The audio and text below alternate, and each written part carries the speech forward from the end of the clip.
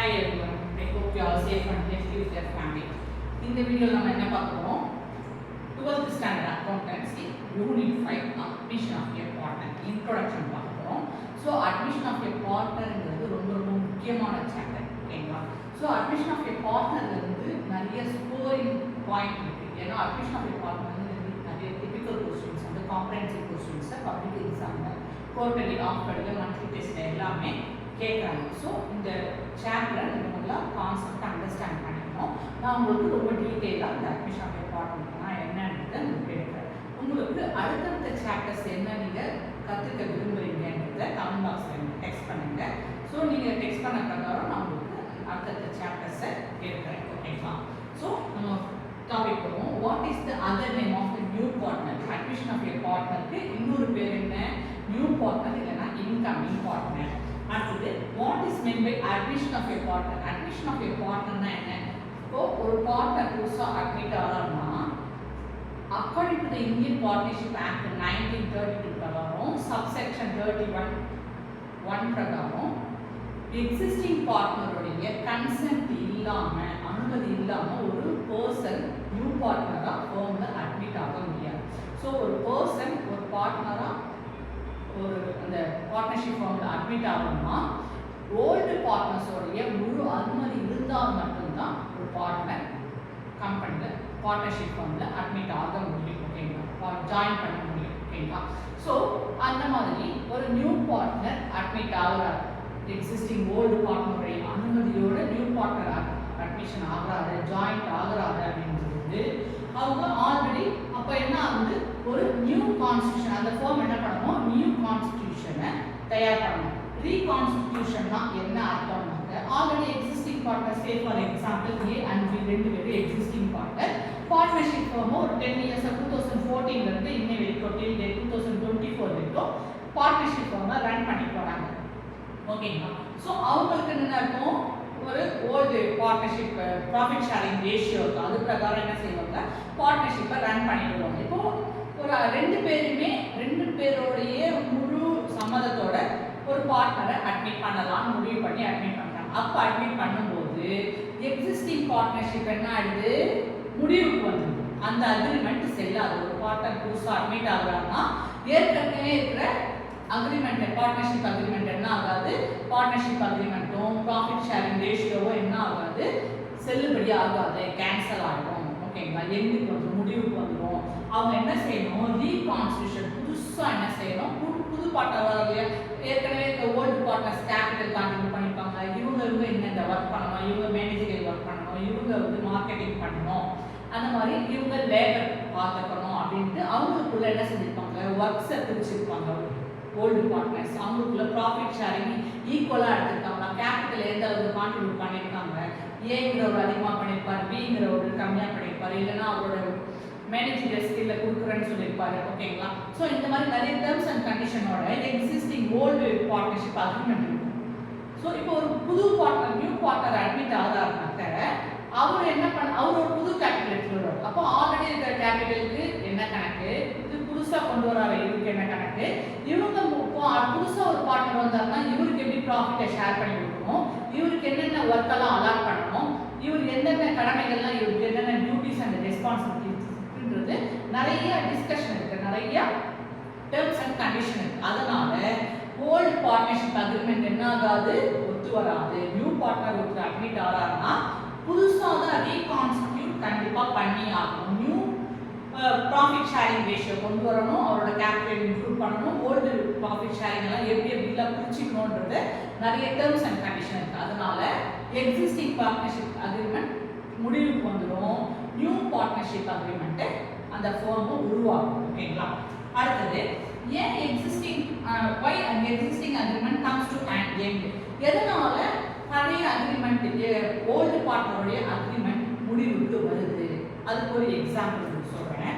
ஒவ்வொரு வருஷம் முடிவுலையும் இப்போ ஃபார் எக்ஸாம்பிள் ஒரு பார்ட்னர்ஷிப் ஃபார்ம் ஏ அண்ட் பிங்கிறவங்க ரன் பண்ணுறாங்க past 10 years 2014 till date current accounting period 2024 வரைக்கும் ரன் பண்ணிட்டு வராங்க, வெரி சக்ஸஸ்ஃபுல்லாக ரன் பண்ணிட்டு வராங்க. அவங்க ப்ராஃபிட் எப்படி ஷேர் பண்ணிக்கிறாங்க, ஈக்குவலாக 1:1 என்ற ரேஷியோவில் ஓல்டு ப்ராஃபிட் ஷேரிங் ரேஷியோவில் 1:1 2 ஈக்குவல் ஹாஃபா ஷேர் பண்ணிக்கிறாங்கன்னு அவங்களுக்குள்ள அக்ரிமெண்ட் இருக்கு ஓகேங்களா சோ 1:1 னா 1 + 1 னா என்ன வருது டோட்டலா 2 வருது ஓகேங்களா சோ ஃபார் எக்ஸாம்பிள் அந்த ஒவ்வொரு வருஷம் அக்கவுண்டிங் எண்ட் ஆஃப் அக்கவுண்டிங் பீரியட்ல ஒரு ப்ராஃபிட்டை ஷேர் பண்ணிக்கிறாங்க ஓகேங்களா சே ஃபார் எக்ஸாம்பிள் 30000 ரூபாய் உங்களுக்கு ப்ரீவியஸ் இயர் போன வருஷம் ப்ராஃபிட் வந்திருக்கு அப்ப அந்த எண்ட் ஆஃப் அக்கவுண்டிங் பீரியட்ல A and B எப்படி existing partner old partner share பண்ணிப்பாங்க சோ நம்மளுடைய ப்ராஃபிட் ஷேரிங் ரேஷியோ எவ்வளவு கொடுத்திருக்கோம் 1:1 அப்ப என்ன செய்வோம் நியூமரேட்டர்ல 1 எழுதிக்கணும் ஓகேங்களா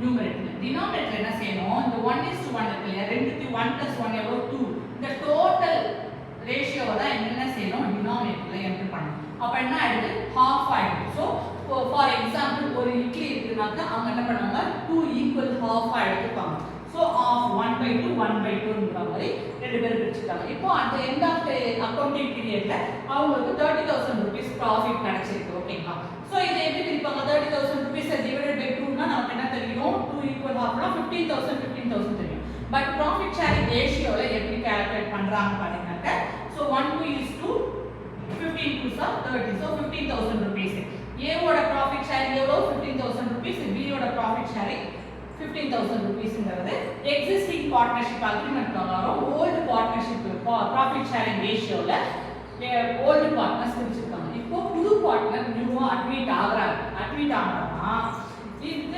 30000 எப்படி பிரிச்சுப்பாங்க profit கிடைக்குது அப்படினா அவங்க எப்படி ஷேர் பண்ணிப்பாங்கன்னு பார்ப்போம் சோ sacrificing ratio இந்த ஹெட்டிங் வே என்ன sacrificing ratio னா என்ன அர்த்தம்னா இப்ப நியூ பார்ட்னர் வந்துட்டாங்கன்னா அப்ப ஓல்ட் அக்ரிமெண்ட் என்ன ஆகும் கேன்சல் ஆயிடும் நியூ அக்ரிமெண்ட் என்ன பண்றாங்க புதுசா ரீகான்ஸ்டிட்யூட் பண்றாங்க என்னென்ன வர்க் என்னென்ன கேபிட்டல் கொண்டு வராங்க எப்படி ரிசர்வ் பண்ணனும் எப்படி ப்ராஃபிட் அண்ட் லாஸஸ் ஷேர் பண்ணனும் வர்க் எப்படி டிஸ்ட்ரிபியூட் பண்ணிக்கணும் அப்படிங்கிறது எல்லாமே அக்ரிமெண்ட்ல கொண்டு வராங்க நியூவா ஒரு அக்ரிமெண்ட் பார்ட்னர்ஷிப் அக்ரிமெண்ட் ப்ரிப்பேர் பண்றாங்க சோ அது பிரகாரம் நியூ ப்ராஃபிட் ஷேரிங் ரேஷியோ இப்ப A B already old partner இருந்தாங்க இப்ப நியூ பார்ட்னர் ஃபார் எக்ஸாம்பிள் ஒருத்தர் அவருக்கு C நேம் வெச்சுப்போம் சோ A B C மூணு பேர் பார்ட்னர் இருக்காங்க சோ இவங்களுக்கு சேம் அதே 30000 ரூபாய் profit at the end of the year வருது அவங்களோட profit new profit sharing ratio எவ்வளவு 1:1 இருக்குங்களா அப்ப என்ன பண்ணுவோம் நம்ம 1 + 1 + 1 மூணுக்கு ஆட் பண்ணா 3 கிடைக்கும்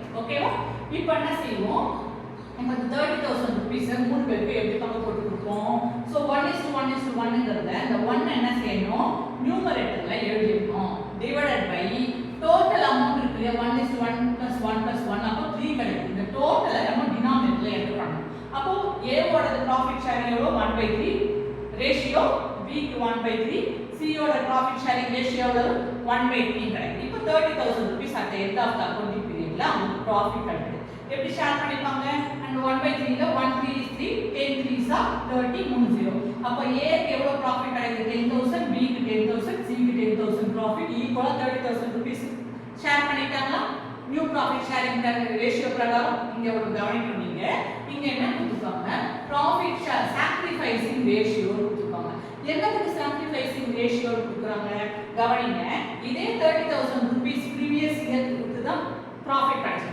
அப்போ A and B எப்படி பண்ணாங்க divided into 2 equal half பிரிச்சிட்டாங்க 15000 ன்னு அவங்க பண்ணிட்டாங்க இதே 30000 ரூபீஸ் இப்போ மூணு பார்ட்னர் இருக்காங்க 10000 னா ஈக்குவல் 3 ஈக்குவல் ஆஃப் 1:1 ன்னு நியூ ப்ராஃபிட் ஷேரிங் ரேஷியோல பிரிச்சிட்டாங்க கவனிங்க இப்போ previous yearல A க்கு எவ்வளவு கிடைச்சது 15000 கிடைச்சதுங்களா ப்ராஃபிட் B க்கு எவ்வளவு கிடைச்சது 15000 ரூபீஸ் கிடைச்சது இல்லையா ப்ராஃபிட் ஷேர் பண்ணிட்டாங்க இப்போ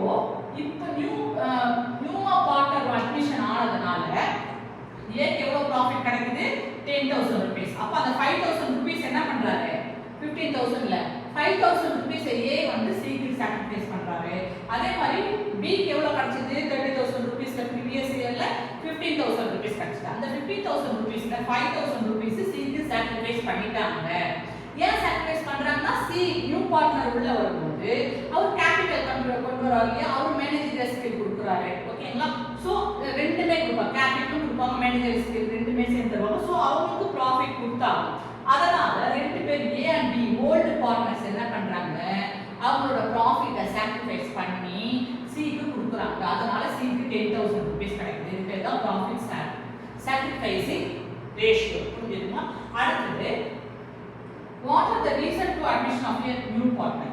இப்போ ஒரு பார்ட்னரை அட்மிட் பண்றாங்க, ஓல்டு பார்ட்னருடைய அனுமதியோட என்ன பண்றாங்க, ஒரு நியூ பார்ட்னரை அட்மிட் பண்றாங்க. என்ன ரீசன்காக?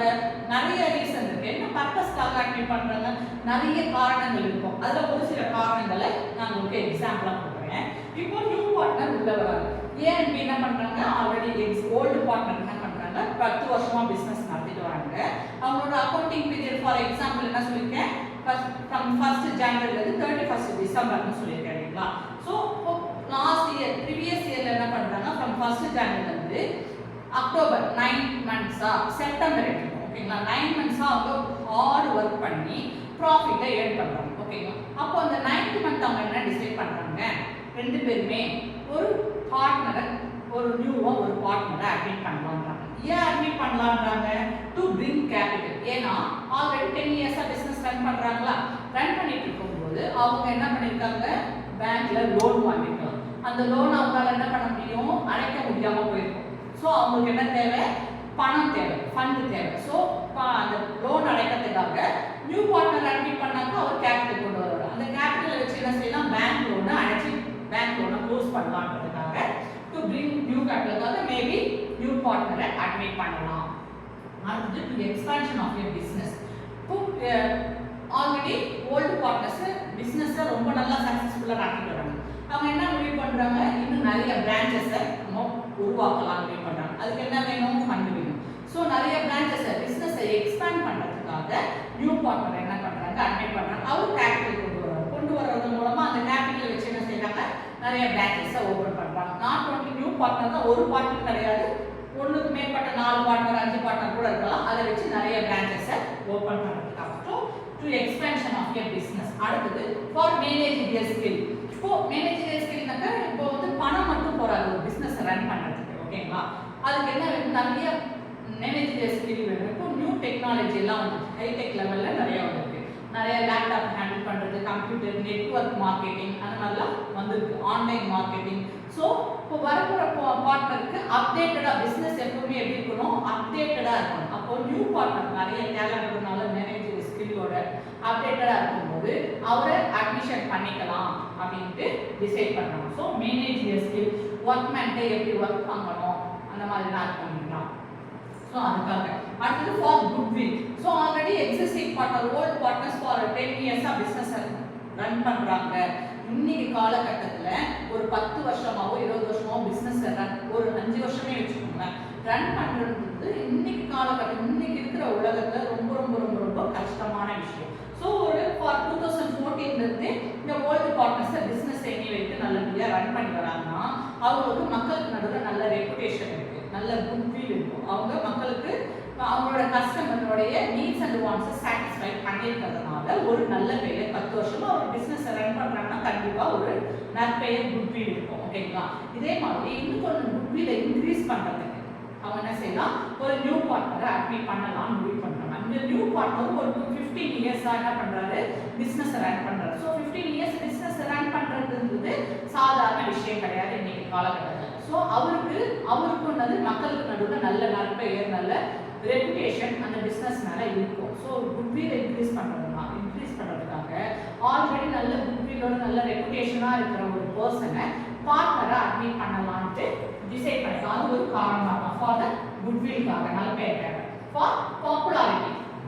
ஸோ இன்னைக்கு நல்ல நீங்கள் என்னதான் நல்ல ப்ராடக்டை நீங்கள் தயார் பண்ணி வச்சுருந்தாலும், நல்ல குவாலிட்டியாக இருந்தாலும், எந்த ஹார்ம்ஃபுல்லும் இல்லை, ரொம்ப சீப் ரேட்டாக வச்சுருந்தாலும் கூட ரொம்ப நார்மல் ப்ரைஸு, நார்மல் நல்ல ஹெல்தி ப்ராடக்ட்டு என்னதான் நீங்கள் குவாலிட்டியாக வச்சுருந்தாலும் அதுக்கு என்ன வேணும், பீப்புள்கிட்ட ரீச் ஆகிறதுக்கு நல்ல ஃபெமிலியர் ஃபேஸாக இருக்கும், பாப்புலாரிட்டியாக இருக்கும், நிறைய செலிபிரிட்டியாக இருக்கும்.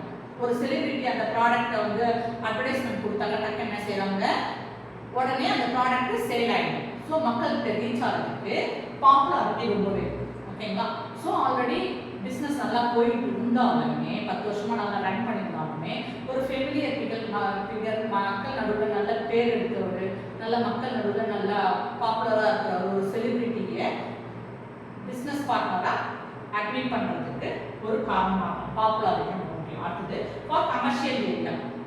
ஆல்ரெடி இந்த பார்ட்னர்ஷிப் ஃபார்ம் கமர்ஷியல் ஏரியாவில் இந்த ஓல்டு பார்ட்னர்ஸ் நடத்திட்டு இருந்தாலும் சே ஃபார் எக்ஸாம்பிள் லாஸ்ட் இயராக கொஞ்சம் பின்தங்கி இருக்கு, அவங்களால என்ன பண்ண முடியல, இந்த 9 இயர்ஸாக ரன் பண்ண அளவுக்கு லாஸ்ட் இயர் அவங்களால ரன் பண்ண முடியல. எக்ஸாம் லேக் ஏற்படுது, நிறைய காரணங்கள்னால லேக். அதை என்ன பண்ணணும், திருப்பி அப்டேட் பண்ணி பிஸ்னஸை டெவலப்மெண்ட் பண்ணுறதுக்காக அவங்க என்ன முடிவு பண்ணுறாங்க, ஆல்ரெடி ஒருத்தர் கமர்ஷியல் ஏரியாவில் இவங்கள மாதிரி நல்ல சக்ஸஸ்ஃபுல்லாக ஒரு கமர்ஷியல் ஏரியாவில் பிஸ்னஸ் ரன் பண்ணிட்டு இருக்காரு.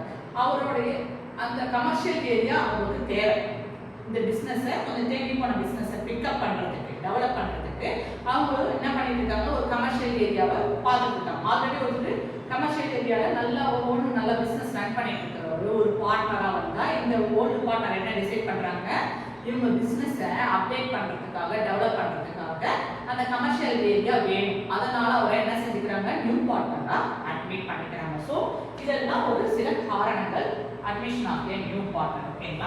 அடுத்தது what are the changes will happen on the admission of a new partner? இதெல்லாம் 2 மார்க் 3 மார்க் 5 மார்க்ல காம்பரன்சிவ் क्वेश्चனா கேட்டிருக்காங்க. உங்களுக்கு எல்லாமே ஏன்னா மத்ததெல்லாம் நம்ம சம்மா போடுறோம். ஓகேங்களா? சம்ஸ் எல்லாம் நான் ஃபுல்லா எக்ஸ்பிளைன் பண்ணேன். தியரி பார்ட் நம்ம விடக்கூடாது. அதனால என்ன செஞ்சேன், தியரியில வர क्वेश्चंस எல்லாமே எழுதி உங்களுக்கு எக்ஸ்பிளைன் பண்ணும்போது நீங்க ஈஸியா ஒரு வீடியோ பார்த்தீங்கன்னா ஈஸியா நீங்க ஆன்சர் எழுதிடலாம். What are the changes will happen on the admission of a new partner? இப்போ ஒரு பார்ட்னரை ஒரு புதுசா ஒரு பார்ட்னரை பிசினஸ்க்குள்ள ஃபர்ம்குள்ள அட்மிஷன் ஆகணும்னா நிறைய லாட்ஸ் ஆஃப் சேஞ்சஸ் ஏற்படும். அதில் முக்கியமாக ஒன்று கவனிக்க மெயின் என்னன்னு பார்த்தீங்கன்னாக்க அட்மிஷன் ஆஃப் அந்த நியூ பார்ட்னர் என்ன பண்ணணும்னா என்னைக்கு அவர் ஜாயின் பண்ணுறாரோ அந்த ஃபர்மில் அஸ் ஏ பார்ட்னராக அன்னைக்கு டேட்ல இருந்து அவர் அந்த ஃபர்ம்ல பிஸ்னஸ்ல நடக்கிற எல்லா ஆக்டிவிட்டீஸ்க்கும் அவர் பொறுப்பாளியா ஆகிறாரு. liable for all the activities carried out by the firm from the date of admission of a new partner as a partner into the firm. So liable எல்லா பொறுப்புகளுக்கும் எல்லா ஆக்டிவிட்டீஸ்க்கும் அவர் பொறுப்பாளர் யாரு, admission of a new partner. புதுசா admit ஆகிறாரு அன்னைக்கு தேதியில இருந்தே அந்த பிசினஸ்ல என்னென்னலாம் நடக்குதோ எல்லா ஆக்டிவிட்டீஸ்க்கும் இவர் பொறுப்பேற்கிறார். யாரு, நியூ பார்ட்னர். அடுத்தது adjustment. What are the adjustment required at the time of admission of a new partner? So என்னென்ன அட்ஜஸ்ட்மெண்ட் ஒரு பார்ட்னர் ஒரு பர்சன் பார்ட்னரா ஃபர்ம் உள்ள வராரு, என்னென்ன அட்ஜஸ்ட்மெண்ட் பண்ணணும் அந்த டைம் ஆஃப் தி அட்மிஷன் போடும்போது இங்க ஃபாலோயிங் 5 அட்ஜஸ்ட்மெண்ட் இருக்கு. ஒவ்வொன்றா பார்ப்போம். Distribution of the accumulated profit and losses and resources and the revaluation of the assets and the liabilities, new profit sharing ratios and the sacrificing ratio, adjustment for goodwill, adjustment of the capital on the basis of new profit sharing ratio if so agreed. இப்போ ஒண்ணா டீடைலா பார்ப்போம். First இது எல்லாமே 2 mark 3 mark ஒண்ணு தனித்தனியாவும் கேட்கலாம், இல்ல ஒரு டீடைல்ல கேட்டு வச்சிருக்காங்க. ஓகேங்களா? சோ தியரி பார்ட் வந்ததுன்னா காம்பரன்சிவ் क्वेश्चन வந்ததுன்னா அந்த தியரி அட்டெண்ட் பண்ணுங்க. ஓகேங்களா? Distribution of accumulated profit and losses அப்படினா இப்போ ப்ரீவியஸ் இயர் இப்போ அட்மிஷன் ஆஃப் ஒரு பார்ட்னர் அட்மிட் பண்றோம்னா நெக்ஸ்ட் இயர் இந்த அவர் அட்மிட் ஆன நாள்ல இருந்து அவருடைய பெர்ஃபார்மன்ஸ் வச்சு அவர் என்ன இன்புட் கொடுக்குறாரோ அதை வச்சு அதுல இருந்து கிடைக்கிற ப்ராஃபிட்ல இருந்து அவருக்கு என்ன பண்ண முடியும், நெக்ஸ்ட் அக்கவுண்டிங் பீரியட்க்கு அவர் நியூ ப்ராஃபிட் ஷேரிங் ரேஷியோல அவருக்கு ப்ராஃபிட்டை ஷேர் பண்ண முடியும். ஓகேங்களா? இப்போ ஆல்ரெடி இப்போ லாஸ்ட் இயர் ப்ரீவியஸ் இயர்ல ப்ராஃபிட் அண்ட் லாஸஸ் இருக்கு, ரிசர்வ் இருக்கு. இதை எப்படி டிஸ்ட்ரிபியூட் பண்ணணும், ஓல்டு பார்ட்னர்ஸ்க்கு தான் டிஸ்ட்ரிபியூட் பண்ணணும். அது பேர் தான் accumulated profit and losses and reserves. இந்த சேர்ந்து இப்போ வருதுன்னா இப்போ ரீகான்ஸ்டிட்யூட் பண்றாங்க இல்லையா, நியூ பார்ட்னர் வந்துட்டாங்கனாக்க அந்த ஃபார்ம் என்ன ஆயிடுது, ஓல்டு பார்ட்னர்ஷிப் டிசால்வ் ஆயிடுது, நியூ அக்ரிமெண்ட் போட்டு ரீகான்ஸ்டிட்யூஷன் பண்றாங்க. அப்போ ஆல்ரெடி அந்த 1 இயர் 10 மந்த்ஸா அவங்க ஹார்ட் ஒர்க் பண்ணி ஒரு ப்ராஃபிட் சேர்த்து வச்சிருப்பாங்க, ரிசர்வ் வச்சிருப்பாங்க. இதுக்கெல்லாம் என்ன கணக்கு, அதை நியூ பார்ட்னர் வரதுக்கு முன்னாடி அது எல்லாமே old partnership old profit sharing ratio பிரகாரம் ஓல்டு பார்ட்னர்ஸ்க்கு டிஸ்ட்ரிபியூட் பண்ணிடணும். எதை டிஸ்ட்ரிபியூட் பண்ணணும், ப்ராஃபிட் லாஸ் ரிசர்வ் இது எல்லாமே என்ன பண்ணணும், டிஸ்ட்ரிபியூட் பண்ணிடணும். எந்த ரேஷியோ பிரகாரம், ஓல்டு ப்ராஃபிட் ஷேரிங் ரேஷியோ பிரகாரம் யாருக்கு டிஸ்ட்ரிபியூட் பண்ணணும், ஓல்டு ப்ராஃபிட்க்கு டிஸ்ட்ரிபியூட் பண்ணிடணும். அடுத்தது revaluation of assets and liabilities. இப்போ ஒரு பார்ட்னர் பிசினஸ்ல அட்மிஷன் பண்றோம்னா அசெட்ஸ் அண்ட் லயபிலிட்டிஸ் எல்லாத்தையுமே ரீவேல்யூவேட் பண்ணி வச்சிடணும். அடுத்து new profit sharing ratio and sacrificing ratio. So ஒரு பார்ட்னர் அட்மிஷன் ஆகிறாங்கன்னா எக்ஸிஸ்டிங் பார்ட்னர்ஷிப் அக்ரிமெண்ட் என்ன ஆயிடுது, எண்டுக்கு வருது. நியூ பார்ட்னர்ஷிப் அக்ரிமெண்ட் உருவாக்குறாங்க, ரீகான்ஸ்டிடியூட் பண்றாங்க. அப்போ நியூ ப்ராஃபிட் ஷேரிங் ரேஷியோ என்னன்றது கண்டிப்பா அக்ரிமெண்ட்ல மென்ஷன் பண்ணணும். அடுத்து சாக்ரிஃபைசிங் ரேஷியோனா என்னது?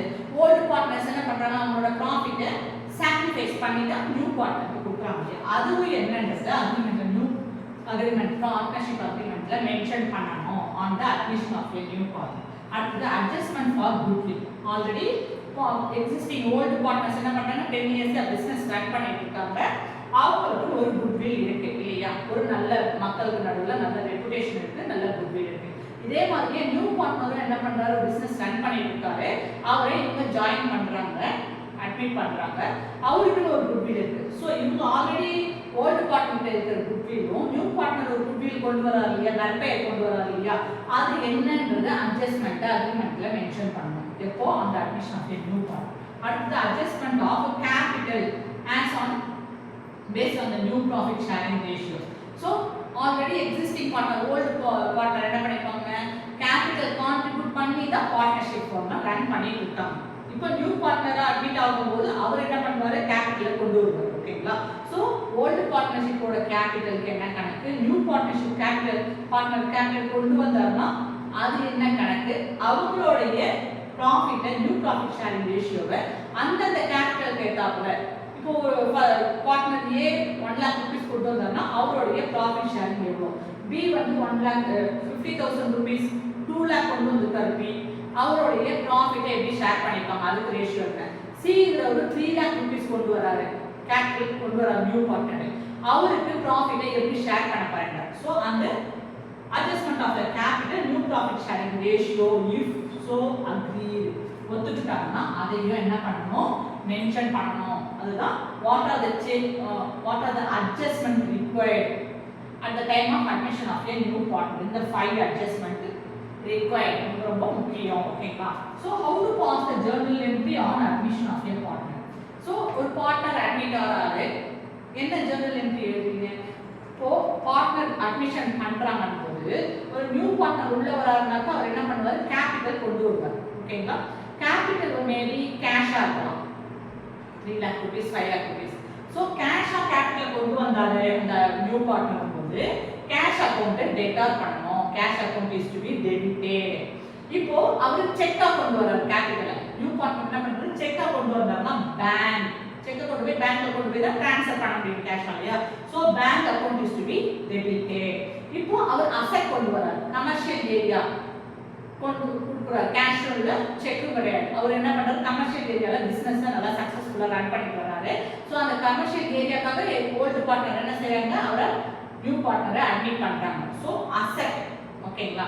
இப்போ கேபிட்டல் அசெட்டா கொண்டு வந்தாலும் அதையும் டெபிட் பண்ணணும். நல்லா கவனிங்க, நியூ பார்ட்னர் அட்மிட் பண்ணும்போது எப்படி ஜர்னல் என்ட்ரி பண்ணணும், அவர் கேபிட்டல் கேஷா கொண்டு வந்தாலோ செக்கா கொண்டு வந்தாலோ அசெட்டா கொண்டு வந்தாலோ எல்லாமே டெபிட் பண்ணிக்கணும்.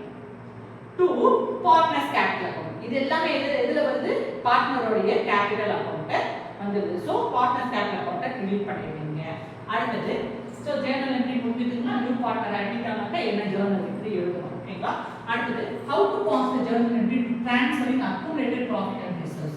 இப்போ profit and reserves accumulated கொடுத்துருக்காங்க. accumulated என்னது, ஓல்டு பார்ட்னர்ஸ் previous இயர்ல அவங்க ரிசர்வ் வச்சிருப்பாங்க, ரிசர்வ் ஃபண்ட் அண்ட் ப்ராஃபிட்ஸ் வச்சிருப்பாங்க, அக்குமுலேட் பண்ணி வச்சிருப்பாங்க. அதெல்லாம் என்ன பண்ணணும், டிஸ்ட்ரிபியூட் பண்ண அப்புறம் தான் பார்ட்னர்ஷிப்பை எண்ட் பண்ணி நியூ பார்ட்னர்ஷிப் அக்ரிமெண்ட்டை கொண்டு வரணும். ஓகேங்களா? ஸோ அந்த accumulated profit and reserve transfer பண்ணும்போது எப்படி ஜர்னல் என்ட்ரி பாஸ் பண்ணுவீங்கன்னு கேட்டிருக்காங்க. இப்போ ஓல்டு பார்ட்னர்ஸ் ஃபார் எக்ஸாம்பிள் அவங்களோட accounting period 1st January to 31st December 1 year. ஓகேங்களா? At the end of the every year செய்யற accounting period end of the every year அவங்க ப்ராஃபிட்ஸை ஷேர் பண்றாங்க, ஓல்டு ப்ராஃபிட் ரேஷியோ பிரகாரம் ப்ராஃபிட்ஸை ஷேர் பண்றாங்க. இப்போ நியூ பார்ட்னர் அட்மிட் பண்ணும்போது அவங்க ஆல்ரெடி ஒரு 30,000 rupees ப்ராஃபிட் அக்குமுலேட்டடா அப்படியே வச்சிருக்காங்க.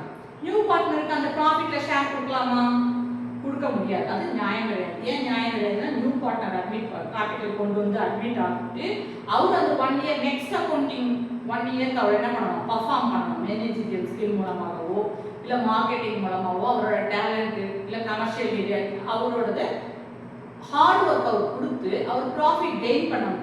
அப்புறம் தான் அவருக்கு next accounting end of the next accounting பீரியட்ல தான் அவருக்கு நியூ ப்ராஃபிட் ஷேரிங் ரேஷியோ பிரகாரம் அவருடைய ப்ராஃபிட் அவருக்கு கிடைக்கும். ஸோ இந்த ப்ரீவியஸ் இயரோட அக்குமுலேட்டட் ப்ராஃபிட்டையும் அக்குமுலேட்டட் ரிசர்வும் நியூ பார்ட்னருக்கு வராது.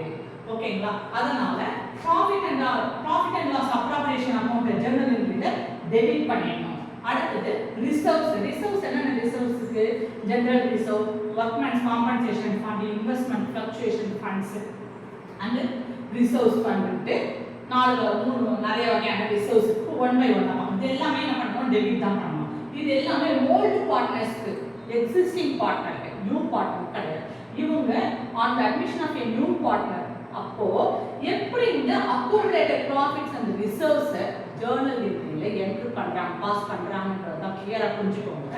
இப்போ ஜெனரல் ரிசர்வ் எடுத்துட்டீங்கன்னாக்க at the end of the every accounting period ஒரு பார்ட்னர்ஷிப் ஃபார்மா இருக்கும், ஒரு கடையா இருக்கும், சின்ன கடையா இருந்தாலும் பெரிய கடையா இருந்தாலும் அவங்க என்ன செய்யணும்? ஒவ்வொரு account end of the accounting பீரியட்லயும் அவங்களுடைய ப்ராஃபிட்ல இருந்து சர்டன் பர்சன்டேஜ் 5%, 10%, 15% என்ன பண்ணணும்? ரிசர்வ் பண்ணி வச்சிடணும். இதுல இருந்து அவங்களுக்கு வர ப்ராஃபிட் ஷேர், அவங்களுக்கு வர ப்ராஃபிட்ல இருந்து சம் பர்சன்டேஜ் ரிசர்வ் பண்ணி வைக்கணும். எதனால ரிசர்வ் பண்ணி வைக்கணும்னா திடீர்னு திருடு நடக்கலாம் கடையில, இல்லைன்னா ஃபயர் ஆக்சிடென்ட் ஏற்படலாம், இல்லைன்னா லாஸ் ஏற்படலாம், இல்லைனாக்கா திடீர்னு வெள்ளம் வரலாம், திடீர்னு மழை வரலாம், ஏதாவது அன்எக்ஸ்பெக்டட் ஆக்சிடென்ட் அன்சர்டனிட்டி ஏதாவது ஏற்படும் போது அந்த கிரிட்டிக்கல் சுச்சுவேஷனை ஹேண்டில் பண்றதுக்கு, அந்த டிஃபிகல்ட் சுச்சுவேஷனை ஃபேஸ் பண்றதுக்கு அவங்களுக்கு ஃபண்ட் கண்டிப்பா தேவை. அப்போ அதனால என்ன செய்யறாங்க? ஒவ்வொரு account end of the accounting பீரியட்லயும் அவங்க என்ன செய்யறாங்க? ஒரு சர்டைன் பர்சன்டேஜ் ஆஃப் அமௌண்ட்டை அவங்களுடைய ப்ராஃபிட்ல இருந்து எதுக்கு ரிசர்வ் பண்ணிருக்காங்க. ஓகேங்களா?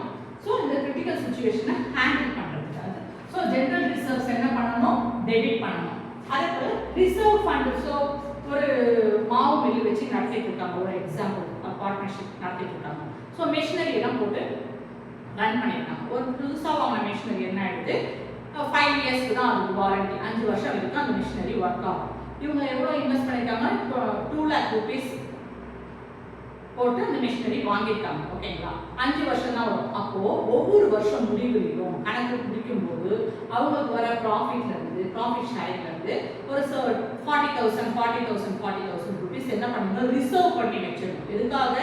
5 இயர்ஸ் அந்த மிஷினரி வரும். அது முடிஞ்ச உடனே அவங்க என்ன செய்யணும்? புது மிஷினரி வாங்குறது. திடீர்னு போய் 2 lakh rupees அவங்களால ஸ்பெண்ட் பண்ண முடியாது. நிறைய கமிட்மெண்ட் அவங்களுக்கு இருக்கும். ஓகேங்களா? ஸோ அவங்க என்ன செய்யணும்? ஒவ்வொரு எண்ட் ஆஃப் த அக்கௌண்டிங் பீரியட்லையும் 40,000 அவங்களோட ப்ராஃபிட்ல இருந்து எடுத்துக்கிறாங்க. ஸோ 4வது வருஷம் எடுத்துக்கும் போது 1,60,000 வருது. எண்ட் ஆஃப் த 4th இயர்ல 1,60,000 ரிசர்வ் எடுத்து வச்சு வருது. அப்போ 5th இயர் வந்து என்ன ஆயிடுது? அப்போ 5th year end of the accounting பீரியட்ல அவங்க என்ன செய்யறாங்க? 40,000 rupees அவங்களோட ப்ராஃபிட்ல இருந்து எடுத்து வச்சுட்டாங்க. ஸோ 5th இயர் ஆனோடனே அந்த மிஷினரி என்ன ஆயிடுச்சு? ஃபெயிலியர் ஆயிடுச்சு. ஃபெயிலியர் ஆனோடனே ரிசர்வ் பண்ணி வச்சிருக்காங்க இல்லையா? அப்போ 5th இயர்லயும் அவங்க 40,000 போட்டதுனால அவங்களுக்கு 2 lakh rupees ரிசர்வ்ல இருக்கு. ஸோ இந்த மிஷின் ஃபெயிலியர் ஆனோடனே இது என்ன பண்ணிட்டு டிஸ்க்ளோஸ் பண்ணிட்டு புது மிஷினரி வாங்குறாங்க. எதை வச்சு வாங்குறாங்க? இந்த ரிசர்வ் ஃபண்ட் வச்சு தான் நியூ மிஷினரி 5th இயர்ல வாங்குறாங்க. ஸோ ரிசர்வ் ஃபண்ட் என்ன பண்ணணும்? To be debited. அடுத்தது workmen's compensation fund account. So workmen's காம்பன்சேஷன்னா இதே மாதிரி பார்ட்னர்ஷிப் எந்த கம்பெனியா இருந்தாலும், whether it is large or small, ஒரு சின்ன குட்டி கடையா இருந்தாலும் ஒவ்வொரு வருஷம் முடிவுலையும் அக்கௌண்டிங் பீரியட்லையுமே ஒரு அமௌண்ட் எடுத்து வச்சுக்கணும். ஒரு கம்பெனி ரன் பண்றாங்க, ஒரு 50 பேர், ஒரு 10 பேர் ஒர்க்கர்ஸ் வச்சு ரன் பண்ணும்போது திடீர்னு ஒரு ஆக்சிடென்ட் ஏற்படலாம். ஓகேங்களா? திடீர்னு விபத்து ஏற்படலாம், திடீர்னு இறந்துடலாம். அப்போ அந்த ஒர்க் மேன் இறந்து போயிட்டாங்க. இவங்க வருஷம் எண்ட் ஆஃப் த அக்கௌண்டிங் பீரியட்ல அவங்களோட ப்ராஃபிட் வந்து ஒரு 5%, 10% எடுத்து ரிசர்வ் பண்ணி வச்சிருக்காங்க இல்லையா? ஸோ அந்த இறந்து போன ஒர்க்கருடைய ஃபேமிலிக்கு என்ன பண்ணா? காம்பன்சேட் பண்றதுக்காக இந்த எடுத்து வந்து இந்த ஃபண்ட்ல இருந்து, ஒர்க்மேன் காம்பன்சேஷன் ஃபண்ட்ல இருந்து பர்சன்டேஜ் எடுத்து வச்சிருக்காங்க இல்லையா? அவங்க குடும்பத்துக்கு கொடுக்கணும். அதனால ஒர்க்மேன் காம்பன்சேஷன் ஃபண்ட் எங்க வந்து டெபிட் பண்ணணும். அடுத்தது investment fluctuation fund account. Investment ஃப்ளக்சுவேஷன்னா எந்த ஒரு ஃபார்மா இருந்தாலும் ஒரு பிசினஸ் ஆரம்பிச்சாலே நீங்க என்ன பண்ணணும்? கண்டிப்பா இன்சூரன்ஸ் பண்ணி வைக்கணும். ஏதாவது தீ விபத்து ஏற்படலாம், தெஃப்ட் ஏற்படலாம், லாஸ் ஏற்படலாம், ஃபயர் ஏற்படலாம், இல்ல ஃப்ளட் வந்துடலாம். ஓகேங்களா? திடீர்னு ஆக்சிடென்ட் ஏற்படலாம். எந்த விதமான நஷ்டமும் ஏற்பட வாய்ப்புகள் இருக்கு பல வகையில. அதனால இன்சூர் பண்ணி வச்சிட்டோம்னாக்க நமக்கு என்ன ஆகுது, இன்சூரன்ஸை கிளைம் பண்ணிடுறோம். ஸோ அந்த இன்சூர் எப்படி பண்ணணும்னாக்க நீங்கள் உங்களுடைய ஒவ்வொரு வருஷம் முடிவுலையுமே உங்களுக்கு வர ப்ராஃபிட்ல இருந்து நீங்கள் என்ன செஞ்சு வைக்கணும், இன்வெஸ்ட்மெண்ட் பண்ணி வைக்கணும். So investment fluctuation fund account இது நாலுத்தையுமே என்ன பண்ணணும், டெபிட் பண்ணணும். Profit and loss appropriation account, general reserve account data, reserve account data, workmen's compensation fund account data, investment fluctuation fund account data. அடுத்தது ஓல்டு பார்ட்னர்ஸ் கேபிட்டல் அக்கௌண்ட்டை credit பண்ணணும். ஓகேங்களா, இது எல்லாமே இது வந்து ஓல்டு பார்ட்னர்ஸோட கேபிட்டல். ஓகேங்களா, அதை என்ன செஞ்சோம்னா நம்ம கிரெடிட் பண்ணுறோம். ஸோ இப்போ உங்களுக்கு புரியுதுங்களா, how to pass the journal entry to transfer the accumulated profits and reserves. ஓகேங்களா, இது எல்லாமே டெபிட் பண்ணிட்டு old partners capital or current account is to be credited.